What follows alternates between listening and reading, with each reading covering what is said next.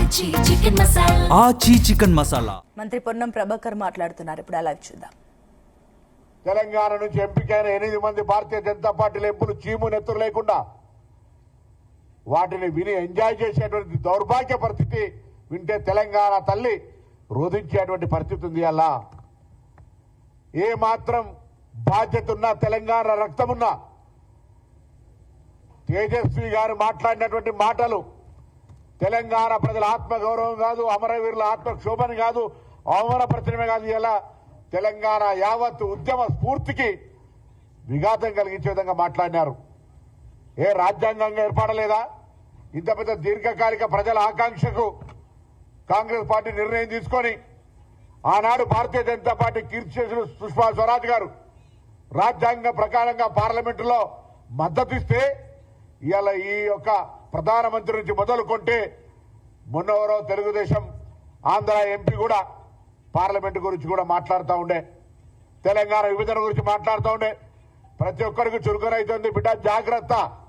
తెలంగాణ ఉద్యమకారులంతా ఒకవేళ ఎందుకులే విభజన జరిగింది కదా, ఎవరి విభజన దాకానే పోరాటం, విభజన తర్వాత ఎవరి బతుకులు వాళ్ళు బతకాలనుకుంటే జ్ఞానం లేక అజ్ఞానంతో పార్లమెంటరీ వ్యవస్థలో రాజ్యాంగాన్ని అవమానపరిచే విధంగా తేజస్వి మాట్లాడుతున్నటువంటి మాటలు ఈరోజు దేశ ప్రజాస్వామ్యానికి అగౌరవం.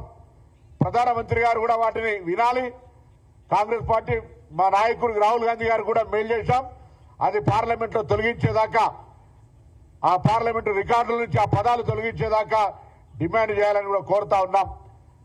లోక్సభ స్పీకర్ స్వయంగా మా లేఖకు స్పందించి తెలంగాణ ప్రజల ఆత్మగౌరవానికి ప్రతీకగా లోక్సభ ద్వారా పాస్ అయినటువంటి బిల్లును అవహేళన చేస్తున్నటువంటి వ్యక్తుల పట్ల తగిన చర్య తీసుకొని రికార్డుల నుంచి తొలగించడమే కాకుండా అతని పార్లమెంటు సభ్యత్వాన్ని రద్దు చేయాలని కూడా ఈ సందర్భంగా డిమాండ్ చేస్తూ ఉన్నాం. తెలంగాణ ఎలా వచ్చింది? ఏం రక్తపాతంతో తీసుకున్నామా? తెలంగాణ మేమే ఆత్మత్యాగాలు చేసి ఆత్మహుతులకు పాల్పడి ప్రజాస్వామికంగా చట్టాల ద్వారా చేసుకున్నామే.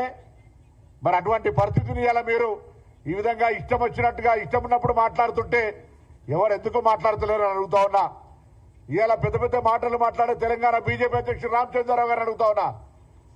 ఇప్పటికైనా మీకు తెలంగాణ రక్తం ఉంటే mister Kishan Reddy, mister Bandi Sanjay and 8 MPs Laxman గారితో సహా మేము తెలంగాణ బిడ్డలైతే తెలంగాణ తల్లిని అవమానపరుస్తుంటే, ఏ తల్లికైనా అవమానం జరిగితే ఆ తెలంగాణ తల్లికి అవమానం జరుగుతుంటే చూస్తూ ఊరుకుంటే ఇది మంచిదా అని అడుగుతా ఉన్నాం. ఇవాళ ఇప్పుడు కూడా మాట్లాడకుండా ఉండి ఉంటే ఇది మీరు తల్లికి ద్రోహం చేసినట్టుగానే భావించాల్సి వస్తోంది.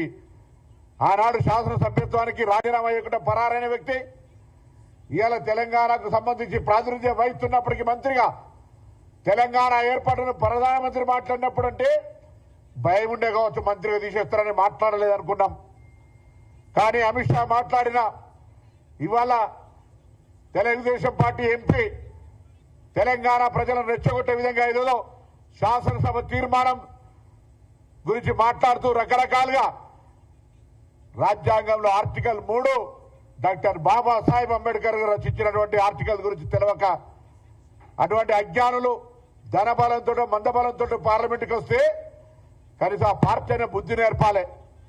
ఇలా సమృద్ధ వాతావరణంలో బతకాల్సిన పరిస్థితుల్లో తెలంగాణ ఏర్పాటు మీద తాపకొకసారి కారం జల్లుతూ పుండు గెలికే ప్రయత్నం చేస్తా ఉన్నారు. ఇది ప్రజాస్వామ్యానికి మంచిది కాదు.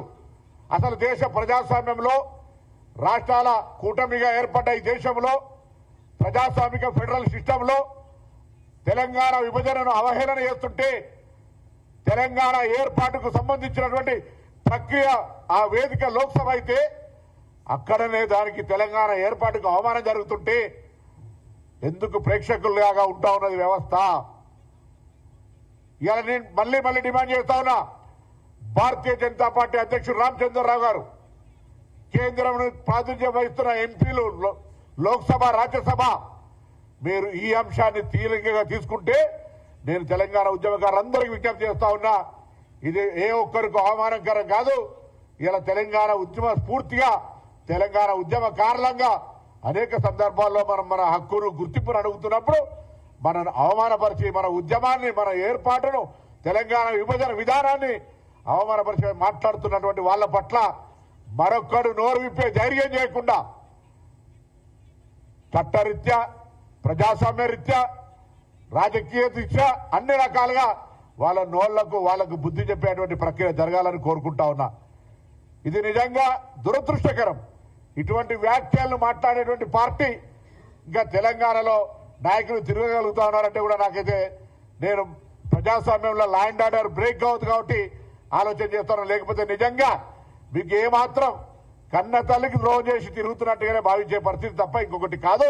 నేను ఇప్పటికైనా మరొక్కసారి ఈరోజు ఈ తెలంగాణ ఏర్పాటును ఇండియా పాకిస్తాన్ విభజనతోటి పోల్చినటువంటి ఎంపీని వెంటనే పార్లమెంట్ నుంచి బర్తరఫ్ చేయాలి. ఆయన మాట్లాడినటువంటి మాటలను రికార్డు నుంచి తొలగించాలి. తెలంగాణ నుంచి ప్రాతినిధ్యం వహిస్తున్న భారతీయ జనతా పార్టీ ఎంపీలు ముందుగా చొరవ చూపెట్టి ఈ అంశం మీద స్పందించాలి. లేదంటే తెలంగాణ వ్యాప్తంగా ఉన్నటువంటి నా ఉద్యమకారులు, తెలంగాణ అమరవీరుల కుటుంబాలు, తెలంగాణకు సంబంధించినటువంటి ప్రతి ఒక్కరూ ఈ అంశం మీద స్పందించాల్సిందిగా కోరుతూ నేను ఈరోజు ఓం బిర్లా గారికి లేఖ పంపిస్తా ఉన్నా. దయచేసి తెలంగాణ ప్రజల ఆత్మగౌరవానికి, తెలంగాణ ఏర్పాటుకు వేదికైన లోక్సభను అవమానపరుస్తూ మాట్లాడినటువంటి విధానాన్ని వెంటనే ఆ మాటల రికార్డు తొలగిస్తూ ఆ సభ్యుడిపై తగిన చర్యలు తీసుకోమని, అవసరమైతే తెలంగాణ పార్లమెంటు సభ్యులుగా మాజీ పార్లమెంటు సభ్యులు కూడా కలిసి నేరుగా స్పీకర్ని కలిసి విజ్ఞాపన కూడా చేస్తాం. అతను సభలో ఉండడానికి వీల్లేదు అనేటువంటి డిమాండ్ తెలంగాణ మాజీ పార్లమెంటు సభ్యుడిగా డిమాండ్ చేస్తా ఉన్నాం. ఇది తెలంగాణ ప్రజల యొక్క అగౌరవపరచడం తప్ప ఇంకొకటి కాదు. ఉద్యమాన్ని అవమానపరచడం, రాష్ట్ర ఏర్పాటును అవమానపరచడం, ప్రజాస్వామ్యాన్ని అవమానపరచడం, రాజ్యాంగాన్ని అవమానపరచడం ఏ లోక్సభ రాజ్యసభలలో వేదిక ద్వారా పాస్ అయిందో ఆ పాస్ అయిన విధానాన్ని వ్యతిరేకించడం ఇది అప్రజాస్వామికం. దీనిపైన భారతీయ జనతా పార్టీ నాయకత్వం స్పందించాలని సందర్భంగా డిమాండ్ చేస్తా ఉన్నాను.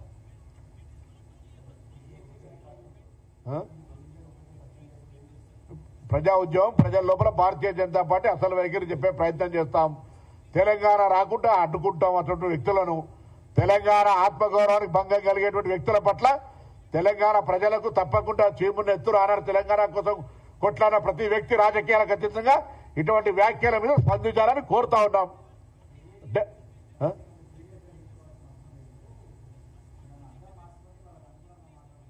ఇప్పుడు దీని పట్ల కనీస జ్ఞానం ఉన్నాడు ఎవడైనా. తెలంగాణ రాష్ట్ర విభజన ఆకాంక్ష సంవత్సరాల తరబడి ఉంది. తొలి దశ ఉద్యమం జరిగింది, దాని తర్వాత మలి దశ ఉద్యమం జరిగింది, చాలా మంది అమరులైనరు. అటువంటి ఉద్యమ ద్వారా ప్రజల ఆకాంక్ష ద్వారా దీర్ఘకాలిక పోరాటం ద్వారా ఏర్పడ్డ తెలంగాణకు సంబంధించి విభజనను ఆయన డిలిమిటేషన్ మీద, ఉమెన్ రిజర్వేషన్ మీద, కాంగ్రెస్ పార్టీ విధానం మీద ఎంత మాట్లాడితే అభ్యంతరంలే.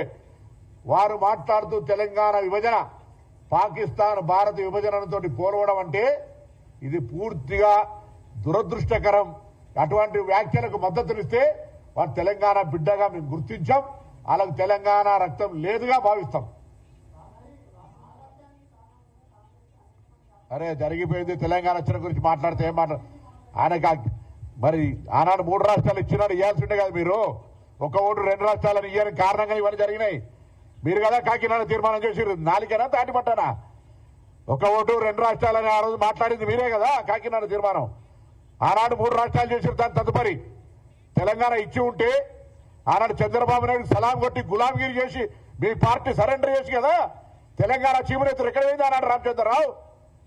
ఇవాళ ఇన్ని రోజులు జ్ఞాపకం ఆ అమరవీరులు చనిపోవడానికి ఉద్యమానికి కారణం కావడానికి నీ పార్టీ విధానమే కారణం కదా.